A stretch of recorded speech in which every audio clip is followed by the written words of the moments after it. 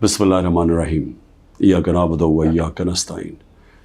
میرے پاکستانیوں، جب میں کرکٹ کھیلتا تھا تو کرکٹ کی دنیا کے اندر اپنے اپنے امپائر ہوتے تھے، جو ہر ملک اپنے امپائر کھڑے کرتا تھا، اور میں 20 سال انٹرنیشنل کرکٹ کھیلا ہوں، تو جو 10 سال تھے، 10 سال سے بھی زیادہ، کوئی 14-15 سال تھے جس میں اپنے اپنے امپائر ہوتے تھے، اور بہت انتشار ہوتا تھا کرکٹ گراؤنڈوں پہ، کیونکہ جب ٹیم دوسرے ملک میں جا کے ہارتی تھی وہ کہتی تھی جی ان کے امپائروں نے ہمیں ہرا دیا، اور کئی دفعہ یہ ٹھیک ہوتا تھا کہ اپنے امپائر اپنی ٹیم کی مدد کرتے تھے۔ تو مجھے فخر ہے کہ میں وہ کپتان تھا جس نے کرکٹ کی دنیا میں نیوٹرل امپائر لے کے آیا، کہ امپائر ایک تیسرے ملک کے ہونے چاہیے جو نیوٹرل ہوں، تاکہ جو جیتے اور ہارے وہ ہار مان جائے، یہ نہ کہے کہ جی دوسروں کے امپائروں نے مجھے ہرا دیا۔ اور پاکستان وہ ملک تھا جس نے پہلی دفعہ کرکٹ کی تاریخ کے اندر ہم نیوٹرل امپائر 1986 میں لے کے آئے، اور اس کے بعد پھر ساری دنیا میں نیوٹرل امپائر آ گئے، اور آج جو آپ کرکٹ میچز پہ گراؤنڈوں پہ دیکھتے ہیں تو وہ سارا انتشار ختم ہو گیا ہے، کیونکہ لوگوں کو فیصلے منصفانہ لگتے ہیں اب، کیونکہ اب ان کو یہ نہیں لگتا کہ اپنے ملک کے امپائر اپنے ملک کی مدد کر رہے ہیں۔ اب میں آتا ہوں پاکستان پہ۔ دیکھیں، میں نے جب تحریک انصاف شروع کی تھی 27 سال پہلے، اس کی وجہ یہ تھی کہ میں یہ آپ کو بار بار بتا چکا ہوں، میں پھر آپ کو بتانا چاہتا ہوں، جو ساری دنیا میں پھرا، اور کرکٹ کی وجہ سے ساری دنیا میں نے دیکھی، اور خاص طور پہ برطانیہ کا نظام، کیونکہ میں وہاں پروفیشنل کرکٹ کھیلتا تھا، آدھا سال ادھر آدھا سال ادھر، اور یونیورسٹی بھی ادھر گیا تھا، وہ میں جتنا میں نظام سمجھتا گیا، میں اس نتیجے پہ آ گیا کہ جو حضرت علی کا ایک رضی اللہ تعالیٰ کا قول تھا کہ کفر کا نظام چل جائے گا لیکن ظلم اور ناانصافی کا نظام نہیں چل سکتا، میں اس نتیجے پہ آ گیا کہ ہمارا نظام میں جب تک انصاف نہیں ہوگا، ہم وہ جو قائد اعظم کا اور علامہ اقبال کی خواب تھی کہ ایک عظیم مثالی اسلامی ریاست بنانی تھی ہم نے، فلاحی ریاست، اور وہ جس کی بنیاد نبی صلی اللہ علیہ وسلم نے انصاف پہ رکھی تھی، عدل اور انصاف پہ، ہم وہ بن ہی نہیں سکتے جب تک ہم انصاف نہ لے کے آئے ملک۔ اور یہ جدوجہد رہی ہے 27 سال سے، 3.5 سال گورنمنٹ میں بھی بیٹھ کے پوری کوشش کی کہ طاقتور کو قانون کے نیچے لے کے آؤں، لیکن ایک آرمی چیف کے پاس ویٹو پاور تھی، اس نے نہیں مانا، اس نے نہیں کیا، کیونکہ وہ کرپشن کو، یعنی ناانصافی کو برا نہیں سمجھتا تھا۔ اب دیکھیں، ابھی جو حالات ہیں میں قوم کے سامنے رکھنا چاہتا ہوں۔ پہلے تو میں اپنا کیس رکھنا چاہتا ہوں۔ اب یہ ہو کیا رہا ہے؟ 12 مئی سے ہم یہ جو جج دلاور ہے اس کے خلاف ہم نے کہا ہوا ہے کہ ہمیں اسے انصاف نہیں ملے گا۔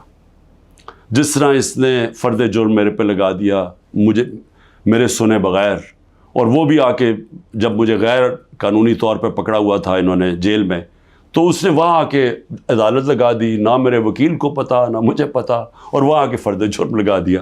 تو ہمیں تب سے پتہ چل گیا کہ یہاں انصاف نہیں ہمیں ملے گا۔ ہم نے اپلیکیشن فائل کی اسلام آباد ہائی کورٹ میں کہ ہمارا ٹرانسفر کیا جائے، ہم کسی اور جج کے سامنے کیس لگایا جائے، یہ ہمارا حق ہے۔ لیکن بدقسمتی سے اسلام آباد ہائی کورٹ میں جو چیف جسٹس بیٹھے ہوئے ہیں، انہوں نے بھی سب سے زیادہ، جب 9 مئی کو مجھے جس طرح گھسیٹ کے لے کے گئے اور سپریم کورٹ نے کہا کہ غیر آئینی اور غیر قانونی تھا جو مجھے اغوا کیا، اس نے ہائی کورٹ چیف جسٹس اسلام آباد کے ہوتے ہوئے انہوں نے اس کو جائز قرار دے دیا۔ تو ہمیں تو وہاں بھی بڑے گلے شکوے آ رہے تھے۔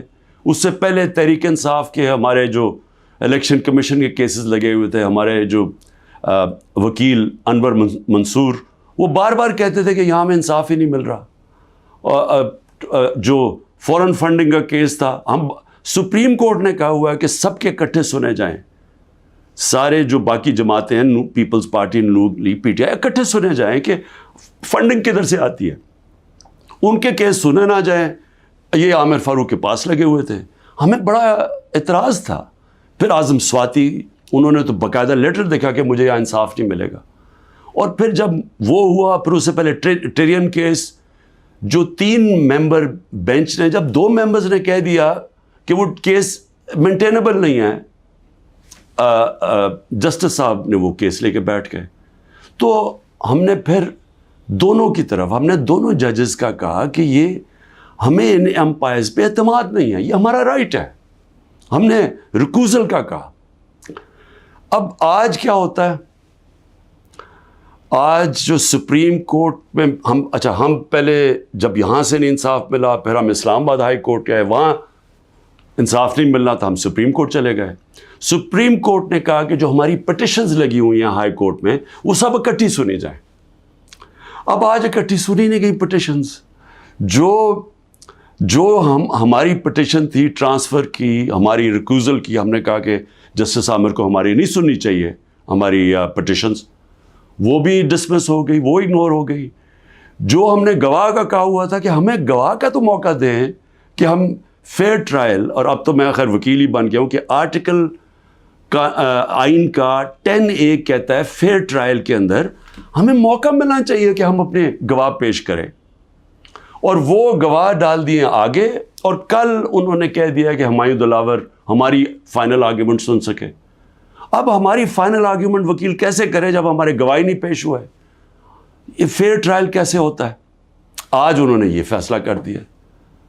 تو نہ وہ ٹرانسفر کیا ہمایوں، نہ اس کا سنا ہمایوں کا دلاور کا کہ ہمیں ٹرانسفر چاہیے وہاں سے، نہ انہوں نے سپریم کورٹ جس نے کہا کہ سب اکٹھی پٹیشن سنی جائے، نہ انہوں نے وہ سنا. 7 پٹیشنز تھیں، ان میں سے انہوں نے صرف جو باقی آگے کر دی یا ڈسمس کر دی، اور جو اصل ہم ٹرانسفر چاہتے تھے وہ کی نہیں. اور یہ بھی نہیں اسے باؤنڈ کیا کل دلاور کو، کہ جج دلاور کو، کہ وہ تب تک فیصلہ نہیں کر سکتے، آرگیومنٹس پوری نہیں سن سکتے جب تک ہمارے گواہ پیش نہ ہوں. اب وہ کل کے اوپر پھر ڈال دیے. اب میں صرف یہ کہنا چاہتا ہوں کہ دیکھیں، فیصلہ جو بھی آ جائے گا ڈسکوالیفائی کر دیں گے. کیا میں مطمئن ہوں گا؟ کیا یہ قوم مان جائے گی اس فیصلے کو؟ سب کو پتہ ہے کہ یہ 200 تقریباً کیسز ہیں. مقصد صرف ایک ہے، کسی طرح عمران خان کو راستے سے ہٹایا جائے، کسی طرح تحریک انصاف کو ختم کیا جائے. یہ سب کو پتہ ہے یہ کیا ہو رہا ہے. 9 مئی جب بھی انشاءاللہ کسی دن اس ملک میں آزادانہ تحقیقات ہوں گی، 9 مئی پہ چیزیں سامنے آ جائیں گی. اور یہ کبھی بھی نہیں ہوا کہ ایک سائڈ فیصلہ کر لیتی ہے، گورنمنٹ کا فیصلہ کہ جی تحریک انصاف اس کے اندر گلٹی ہے، ہم قصوروار ہیں، اور ہمارا موقف ہی نہیں سامنے رکھا جا رہا. ہمیشہ جج دونوں سائڈز سن کے فیصلہ کرتا ہے. تو وہ اب نظر آ رہا ہے کہ جس طرف جا رہا ہے، وہ جو انہوں نے 9 مئی کے بعد جو کیا، سارے ملک کے اندر تحریک انصاف کے اوپر کریک ڈاؤن ہو گیا. وہ چلتا آ رہا ہے، ابھی بھی کریک ڈاؤن آ رہا ہے. اور نظر آ رہا ہے کہ کسی نہ کسی طرح پارٹی کو ختم کیا جائے. اب جو بھی یہ کر رہے ہیں کریک ڈاؤن، سارے جو بھی لوگ اس کے پیچھے ہیں، کیا ان کو یہ پتہ نہیں ہے کہ پارٹی تب ختم ہوتی ہے جب اس کا ووٹ بینک ختم ہوتا ہے؟ ذرا بازاروں میں نکل کے دیکھیں، دیہاتوں میں چلے جائیں، پوچھیں تو صحیح لوگوں سے کہ وہ ووٹ کس کے لیے ڈالیں گے.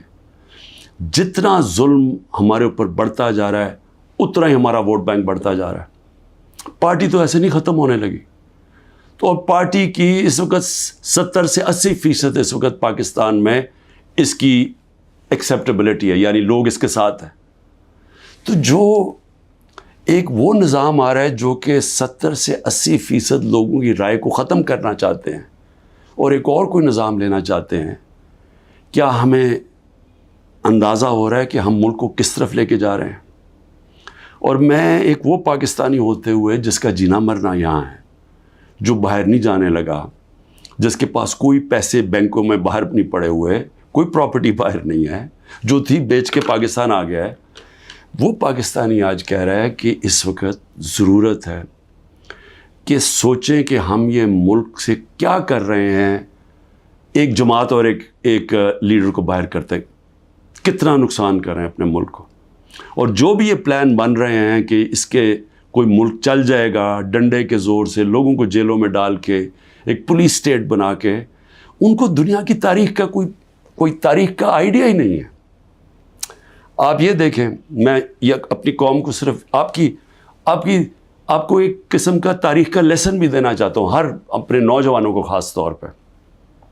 میں یہ پہلے بھی کہہ چکا ہوں، 1945 میں دوسری جنگ عظیم کے بعد یورپ آدھا ہو گیا، آدھا چلا گیا جمہوریت کی طرف، آدھا چلا گیا یہ پولیس اسٹیٹ بن گیا ڈکٹیٹرشپ کی طرف.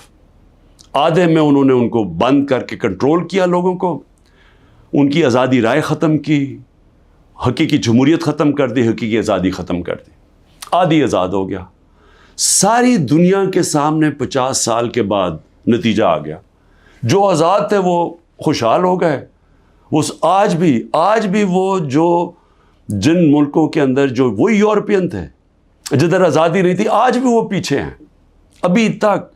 حالانکہ وہ وہاں جمہوریت بھی آ گئی کئی ملکوں میں، لیکن ابھی بھی وہ پیچھے ہیں. ایسٹ جرمنی، ویسٹ جرمنی، ایک وہی جرمن لوگ تھے. جدھر ڈکٹیٹرشپ آ گئی، یعنی ان کو اسی طرح کی جو ہمیں جس طرف لے کے جا رہے ہیں، وہاں غربت آ گئی. مقابلہ اس کا ویسٹ جرمنی میں جو خوشحال ترین دنیا کی طاقتور ملک بن گیا معاشی طور پہ. تو یہ تو ایک تاریخ ہمارے سامنے ہے. ساؤتھ کوریا، نارتھ کوریا میں وہی ڈکٹیٹرشپ، آزادی رائے بند، آزادی ختم. آج نارتھ کوریا کو دیکھیں، اور جو حقیقی آزادی ساؤتھ کوریا میں تھی، وہ خوشحال دنیا کا خوشحال ترین ملک بن گیا. تو میں عرض یہ کرنا چاہتا ہوں کہ یہ جو ہم کرنے جا رہے ہیں، یہ ہم اپنے ملک کو تباہی کی طرف دھکیل رہے ہیں.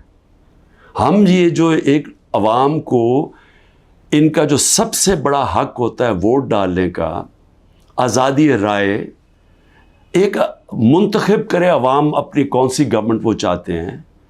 وہ جو آزاد ملک ہوتے ہیں وہی ترقی کرتے ہیں. ہم دوسری طرف جا رہے ہیں، اور ہم ایک خوف کی فضا ایسی بنائی ہوئی ہے. یہاں جو طاقت میں ہیں وہ لوگ یہ سمجھتے ہیں کہ جتنا ظلم کریں گے لوگ ڈر جائیں گے. تو ڈر کیا جائیں گے؟ غلام بن جائیں گے، یعنی خوف کے غلام بن جائیں گے، ظلم کے سامنے جھک جائیں گے.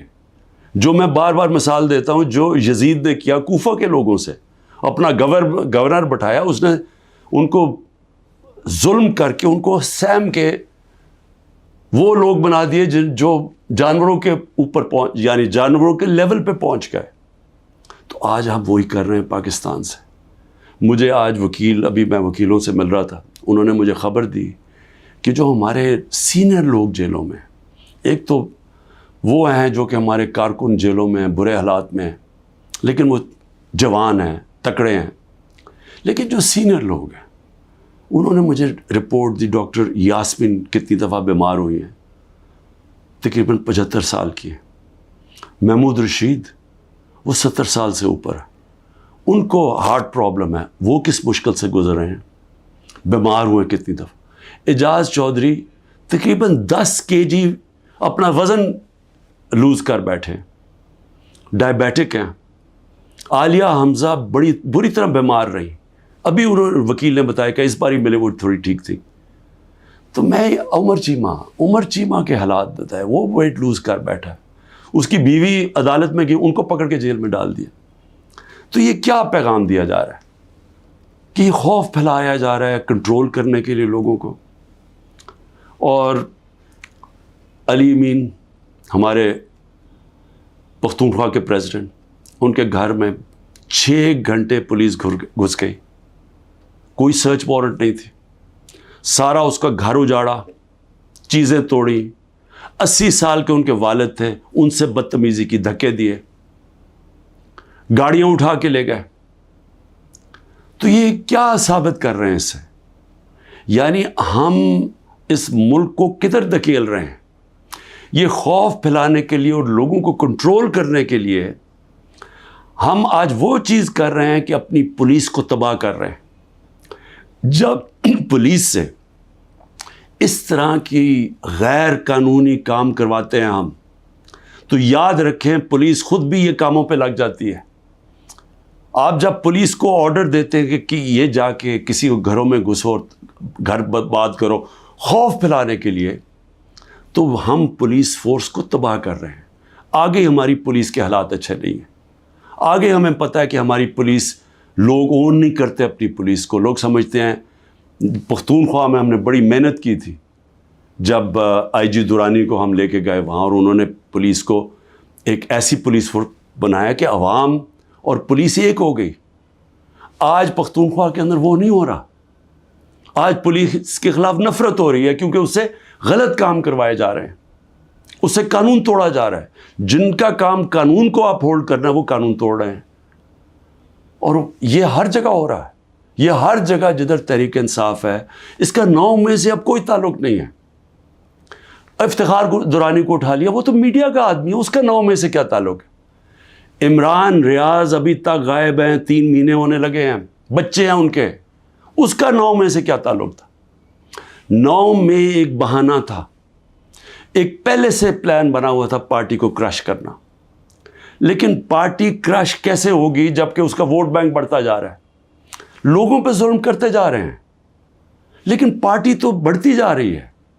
تو کیا یا تو الیکشن کبھی نہیں کروانا، لیکن جب بھی الیکشن ہوگا، یہ میری آج آپ پیشن گوئی سن لیں، جیسا جو جتنی مرضی آپ کوشش کر لیں، جب الیکشن ہوگا اور جو پبلک اس ملک کی نکلے گی، آپ جو مرضی کر لیں، تحریک انصاف کو جیتنے سے نہیں روک سکتے انشاءاللہ۔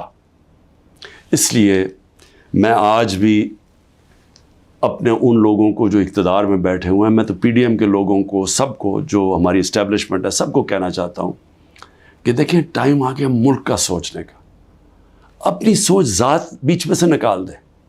جب بھی ملک کا سوچیں گے اپنی ذات سے ہٹ کے، ہم سب بیٹھ کے وہی فیصلہ کریں گے جو پاکستان کے لیے بہتر ہے، اور وہ ہے صاف اور شفاف الیکشن۔